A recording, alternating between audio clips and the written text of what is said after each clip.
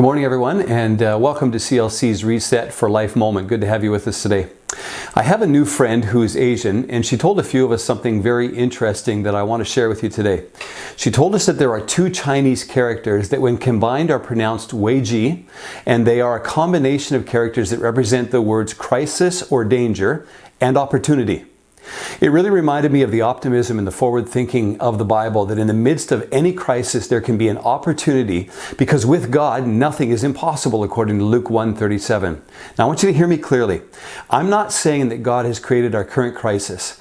What I am saying is that in the midst of anything that we're going through and we're facing, we can honor God.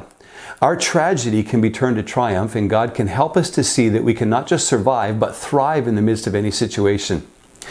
You know, for years, the North American church has been surviving. We close as many churches as we open. Most churches are either plateaued or declining, and we aren't thriving in God's power. I wonder if it has something to do with the fact that we haven't been willing to go with the gospel message and make disciples of all nations, as we've been told by Jesus to do in Matthew 28 and verse 19. Instead, we have a natural propensity to ask people to come to our churches. We've historically had a hard time understanding the value of letting our light shine, the light of Jesus shine within us outside of the church. We need to realize that we are the church, that the building is not the church. Here's a thought for you. I think it's the combination of us going and being light that is life-changing and powerful to the world around us. We can't win the world for Jesus if we go, but we don't let our light shine. And we can't win the world for Jesus if we let our light shine, but we forget to go outside of the four walls of our church building. The current world situation is creating what I think is a perfect scenario for the church to step in and become what God has designed her to be. During this crisis, we've been given a perfect opportunity to go from the safety and the security of our church buildings and go to where real people are at. People who are scared and lonely and anxious and confused and hurting. We have the perfect opportunity to shed some of Jesus' light in their lives, to love on them, encourage them, and support them. Some of you have some more time on your hands than normal, and you've been wondering what to do with that time. And I want to challenge you to perhaps gain a new purpose, to see the opportunity that is given to you in the midst of this crisis, and to stretch out a hand of Christian love to those that are around you.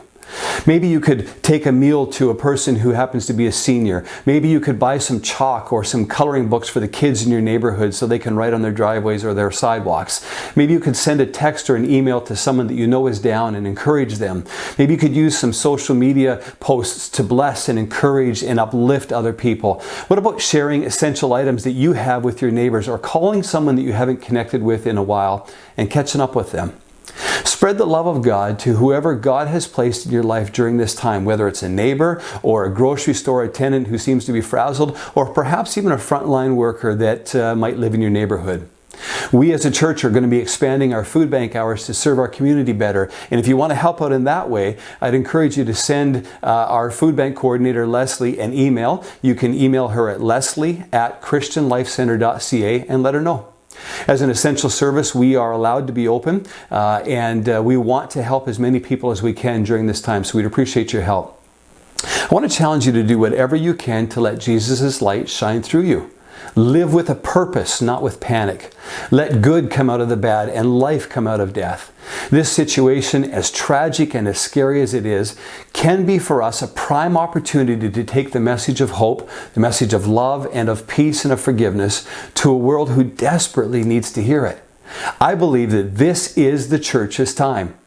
It's not a time for us to be lazy. It's not a time for us to be silent. It's a time for us to be bold and to be assertive, to let the world know that the Jesus that we serve is worth our time and attention. Just another note to all of my fellow pastors that are out there. Can I just challenge you to preach the Word of God? To preach it boldly, to preach it truthfully, to preach it completely.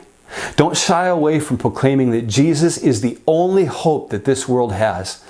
We are all sharing our services online now, and as a result, this life-changing message is no longer confined to the insides of the four walls of our churches. Now the whole world has access to the truths that you have been called to preach each week. So step up to the plate with boldness and with confidence and tell the world about Jesus. Don't renege on your calling and on your right to preach the gospel. Further to that, can I also challenge you to mobilize and to lead your people to serve your communities well, to serve their communities in love, and to let their light shine for Jesus? Can I just challenge you to do that? You see, never before has the church, in my opinion, been so perfectly primed to do what God has always called her to do. We have all been placed strategically in our communities for such a time as this. Opportunity is knocking at the door. Crisis has created that opportunity, and we cannot miss it. That's my word for today. I hope that you are staying safe and you are living with a purpose. Have a great day. God bless.